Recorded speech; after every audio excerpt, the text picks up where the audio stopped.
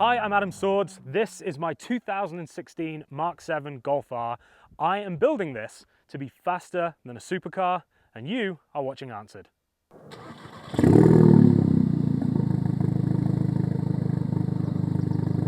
So my favorite thing about this Golf R is actually the fact that nobody really expects it to be quick.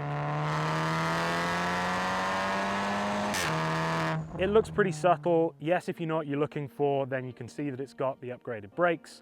You know that there's something going on with it, but you perhaps don't expect it to be almost 400 horsepower and have a 3.6-ish 0 to 60 time. So I would say that is probably my favorite thing about this car.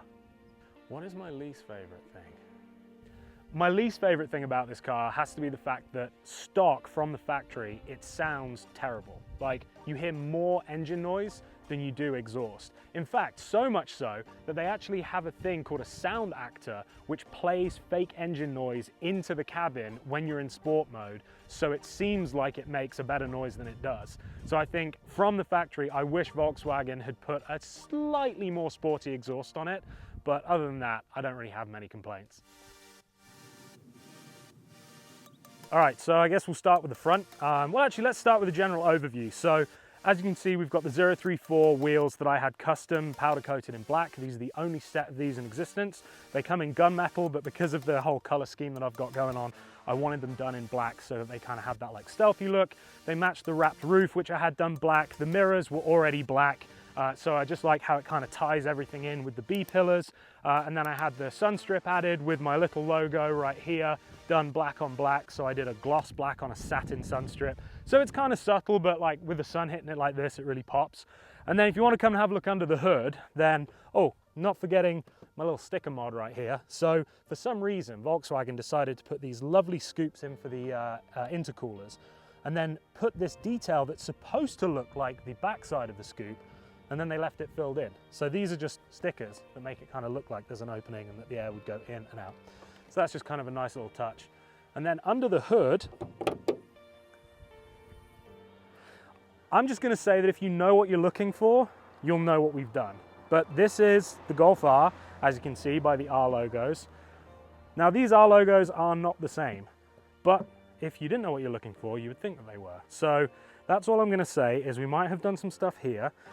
We might have done some stuff here, but basically what I've tried to do with this car is keep it as OEM as possible. I've tried to keep it looking as factory as possible, so when you lift the engine bay, nothing shouts, "I've been modified."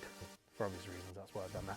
But I can assure you that we have done some stuff under here, and I'm really pleased. Like the billet caps, for example, from Racing Line Performance, they make a huge difference. These are normally like this, so this is the last one that needs replacing, this ugly blue one.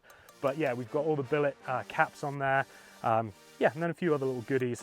But I'm really pleased with how the engine bay has turned out. Looks very factory, definitely isn't. And then if we come around the side of the car, so the car right now is sitting on 034 Motorsport lowering springs. We also have their camber plates in the top. So it just gives me a little bit more camber in the front. We have a whole laundry list of stuff. So I'm actually building this in partnership with 034, with Racing Line Performance, and with Xforce exhaust. And it's all been put together by Precision Motorworks up in San Jose. And we've basically thrown everything that they have hardware-wise at this thing so far. So we've got things like engine mounts, we've got dog bone mounts, we've got rear trailing arms, we've got their rear sway bar on this. We've kind of upgraded everything we can. I've got a DSG cooler, I've got an oil cooler, which are in the front tucked away that you really can't see. So again, nice and stealthy. So we're kind of future-proofing this build for stage 3, which is ultimately what we're going for, and that's going to be the big 500 horsepower build. And so we didn't just want to throw a tune and a turbo on it and call it good. We wanted to make sure that we really set the foundation. And also on stage 3, I'm going to get some Bilstein B16 coilovers so that we can get it to sit a little bit lower and have that extra adjustability so that it handles just right.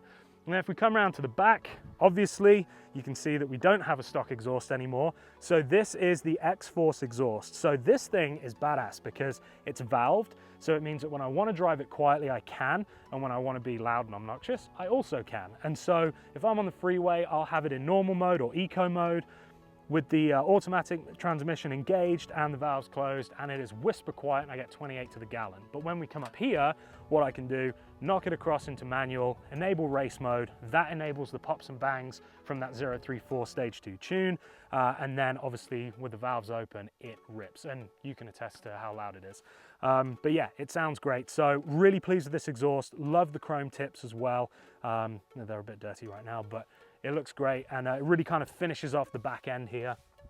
And then I think pretty much that's it. One thing on the interior that I can show you is a P3 gauge. So if you look right here, so this gauge right here from P3 Gauges, this gives me all kinds of goodies. So I have boost right now, I can have coolant temperature, speed, battery voltage, RPMs, inlet temperature, exhaust gas temperature, ignition timing, throttle position, airflow ratio, and it also has a 0 to 60 timer.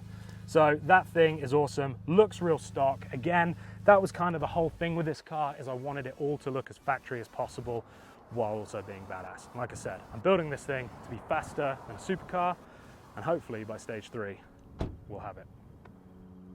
Check out Adam's full review of daily driving a Golf R. If you want to see that, just click right here and make sure to subscribe for more videos.